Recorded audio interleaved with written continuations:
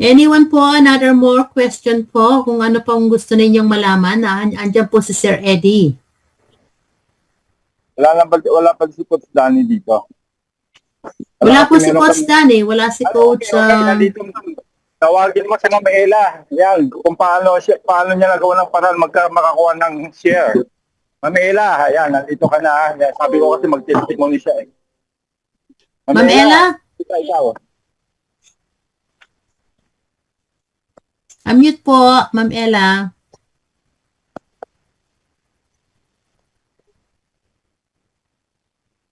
Magandang testimony niyan. Pwede nyo kapulutan po yan ng na strategy yung ginawa niya para makabuo ng isang share.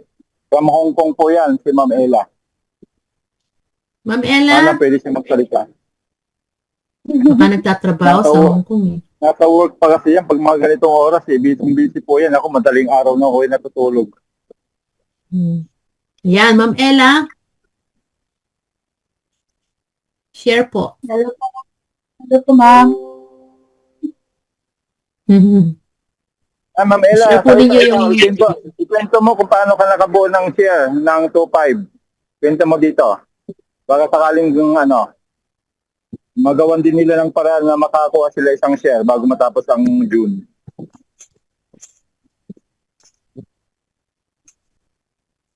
Ayan. Go ahead, Ma'am Ella. Go ahead. Hello po. Narinig ako, sir? Recording in progress. Oo, nalisinig ka na namin. Ay, pasensya na po kasi yung background ko, kitchen pa rin. Di ba tapos ang trabaho? Okay lang yan. Okay lang yan. Oo, nakaka-relate yan ng maraming OFW. Hello po sa lahat.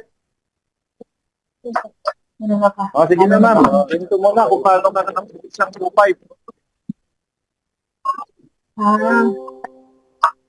Doon po sa sir? Ayun. Sa may share, di ba? Oo. Kasi yung binom natin $2,500, kung paano mo nabuo yun, ginawa mong para mapakinggan mo Good evening po sa lahat. Ako po yung magpasalamat po muna ako kay God. Ganon din kay Sir Eddie kasi sinama niya ako dito na kahit until now po is nagbabayad pa ng mga utang. Sa totoo lang po. Dahil sa mga na-scam sa atin noon. Pero ako kasi bilang isang OFW po, ginagawa ko po ang best ko. Na kahit alam kong gano'n na naman ang pupuntahan, pero hindi pa rin po ako sumuko. Kumbaga risk taker po. Sabi ko sa sarili ko, kung hindi po para sa atin, salamat. Pero kung para sa akin din, salamat pa din po. Pero ang iniisip ko po kasi, paano kung ito is mag-boom, di ba? So, kahit sa totoo lang guys, until now, nagbabayad pa ako ng mga utang ko sa bangko. Pero dahil itong sistema na to is, in-explain ni Sir Eddie sa akin po, nakita ko po ang kagandahan ng system na to, na kahit hindi ko pa masyadong alam, pero nagtiwala po ako kay Sir Eddie, and I'm very thankful kasi napakabait niyang upline po. Talagang wala kang masabi sa kanya. So, nagpapasalamat po ako sa iyo, Sir Eddie, about this. So, at saka nagpapasalamat po ako sa iyo, sir, kasi talagang mo ako na talagang ito is alam kong dito na ako makakabawi sa lahat ng mga nawala sa atin many times, 3 times, 5 times na akong na-scam, pero hindi pa rin ako sumuko, guys. Kung isa kang networker pala, gagawin mo ang best mo para lang mabalik sa iyo yung mga nawala mo, diba? So, ganun din po ako. Wala akong pakialam na kahit hindi pa ako natapos ng utang ko sa bangko. Kasi alam kong kikita ako dito. And then, sinabi ko sa sarili ko, bahala na. Sabi ko ng ganun. So, that time talaga, sinabi ni Sir Eddie na, nagawan ko na ng paraan, guys. Wala pang 1 oras, 2 oras. And then, nag-pray po ako muna. First, nag-pray po ako talaga, Lord, provide my needs. Kasi feel ko, sorry guys, emotional. Kasi feel ko dito na ako makakabawi. Then, after an hour. So, dahil good prayer ako sa bangko, guys. I never expect. That time na naglilinis po ako, tumawag yung bangko, and then they say, ate, pwede ka naman mag-relon ulit. Ayun, hindi ako mapakali guys, hindi ko natapos yung nililinis ko that day. Pinag-isipan ko po. Kasi sabi ko, sa November o December na lang po ako mag-re-relon kasi kakasal po yung anak ko. Kakasal po yung anak ko po. So, naisip ko, mahala na. Sabi ko ng gano'n. So, sabi nila, ganito tinanong ko po kung magkano makukuha ko. And then, sinabi nila ng gano'n. So, in-inform ko si Sir AD kung ganito ba ang Sir, kasi na ba to?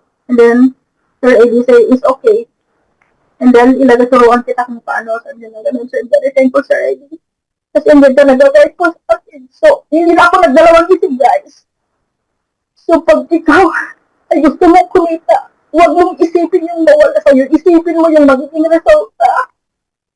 At babalik sa'yo triple. So, hindi na ako nagdalawang isip guys. Na magre-relong ulit. So, that time talagang instant. Napampaayos ko ng bahay ko guys. Hindi ako nagdalawang isip. Hindi nakuha ko lahat sa bangko ay dito ko pinunta. No, 2,500 is 150,000 plus. Ang iniwan ko lang po dito is allowance ko. Ganun ako magtiwala kay Sir Eddie. Kung kayo guys gusto nyo kumita, huwag ka na magdalawang isip dahil ito, sigurado na to, dahil nakita ko yung sistema talaga, na talagang kumikita ng sila sa Eddie. So, sabi ko that day, talagang kukunin ko na, yes ma'am, I'll go in the bank, and then I'll hear it. Sabi ko nang ganun, so, masaya pa sila sa bangko dahil uutan na naman ako. Diba? So, ganun talaga guys. And then, that time, ang pinakamahirap dito guys, kasama ko yung anak ko dito. Ang hirap, gumawa ng paraan kasi ayaw ng anak ko talaga na uutang ako sa bangko. Pero alam nyo guys, talagang God is good. Kasi that time na lumabas kami mag-ina, yung anak ko, andun sa pesto, nagpapahinga, and then sabi niya, mama, saan ka pupunta? Sabi ko, pupunta ako sa bangko, anak ko. May saysay na lang ako na, ano ba yun, yung visa, sabi ko ng gano'n, ng loan, sabi ko, sorry to God, nagsinungaling po ako sa anak ko, makuha ko lang yung pera na yun na malaki kasi ayaw ng utang talaga ako sa bangko. And then that time siya, natulog. So, binilisan ko kung pumunta sa bangko talaga ng remittance. And then, nakuha ko po guys, bilis. And then, that time, talagang nakipila pa ako. So, nagpapasalamat po ako. Dahil sa Western Union, wala silang kinailangan ng mga documents po. Ano ang bilis? Ang gatis yun talaga. Kasi doon sa BDO, ang dami nilang hinahanap kontrata lahat. Pero dito sa Western Union, grabe. Ang ID ko lang pinakayangan, sabi ko, ate, bilisan mo kasi yung anak ko baka pupunta dito. Sabi ko ng gano'n. So, yun, i-process na yung ganito po, guys. So, yan, ganyan po ako ka-respected, guys. Kahit, ganito lang po ako, guys, na OFW, pero yung lakas ng loob po, I don't care. How much as long as kikita ko ako. Yan po, guys, kung paano ka maging restricted, pilit ka lang sa sarili mo na kaya mo. Kaya mo bayaran yung utang mo. Number 1 po yan. Salamat sa inyo guys. And that's it. Thank you Sir Eddie at sa inyo pong lahat. Sana napulot po kayong aral sa kwento ko. Salamat po. Ayan. Maraming salamat po, Ma'am Ella. Congratulations po, no?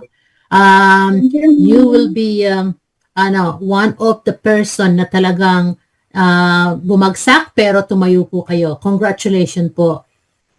Congratulations. Thank you po.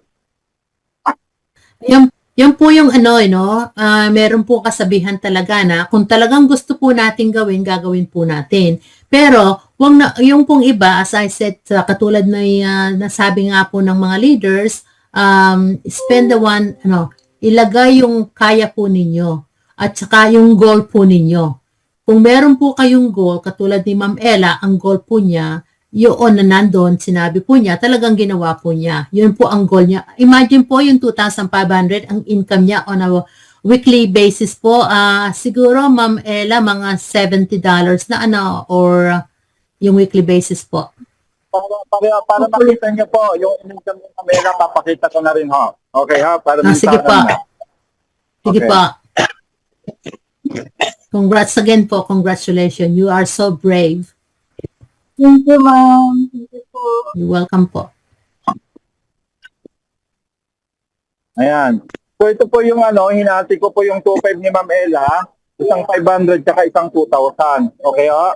Bakit? Kasi nga, di ba sinasabi natin, the higher amount will be for emergency need. Kasi magpapakasal po siya sa December, kaya binukod ko po yung isa, yung 2,000. Yan po ay makukuha na po niya yan in time na gusto niya after, tingnan natin ko ilang days pa. After 14 days, ayan, so 14 days na siya nakalagay, then ito na po yung kinita niya. I-claim po muna natin para makita ni Ma'am Ella yung total na kinita na niya. I-claim muna natin itong mga kinita niya dito. Ito mga natin.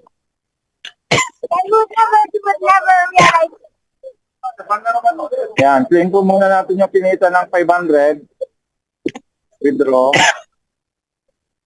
Okay. Then, yung kinita naman ng 1,000.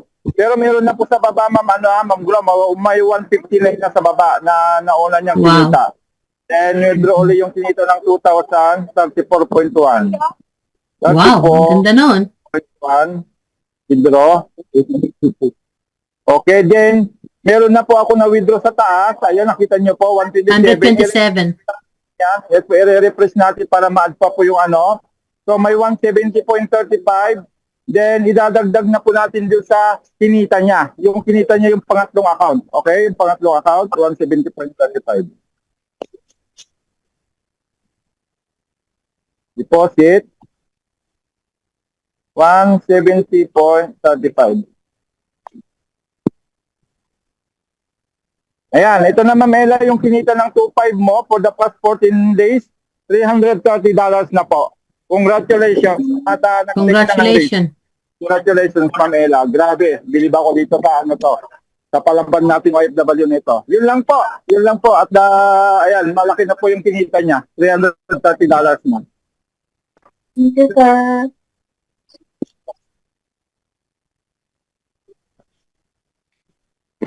Ayan. Yes, good. Ang Recording gandang stopped. experience nun. Ang gandang experience nun, ano? So, sino pa po ang gustong mag-share sa atin? What are we going now? We want to eat, what do you want to enjoy McDonald's? No. I'm looking at you. Tama po. I have Napaka-inspiring po yung senior ni Ma'am Ella sa atin.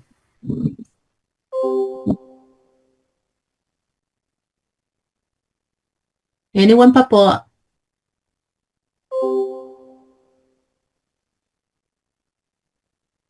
Ang ano po nito, ang EAK, ano ko lang, i-share ko din lang. Ang income po natin dito sa Tag Market at saka sa Stratify. Ngayon, kung hindi po kayo comfortable na mag-share, ang gawin po ninyo, yung funds po ninyo sa Tag Market, palakiin po ninyo. Kung halimbawa po, naglagay ka ng $10, katulad ni Ma'am Ella, ngayon po, 2,500 na po yun sa kanya, mahigit na po yun, nadagdag na po yun, pwede po niyang i-share sa mga friends niya o sa mga relatives niya na meron po siyang funds doon, meron po siyang investment doon, at lumalaki na po. Doon po ang magandang i-share ang Stratify sa mga friends natin. Kasi po, kung $10 lang ang nilagay ninyo, kung minsan yung mga sinishare natin, nag-hesitant po sila. Unless kung talagang close natin sila na parehas kayong dalawa ang mag-share. Okay, yan pa po.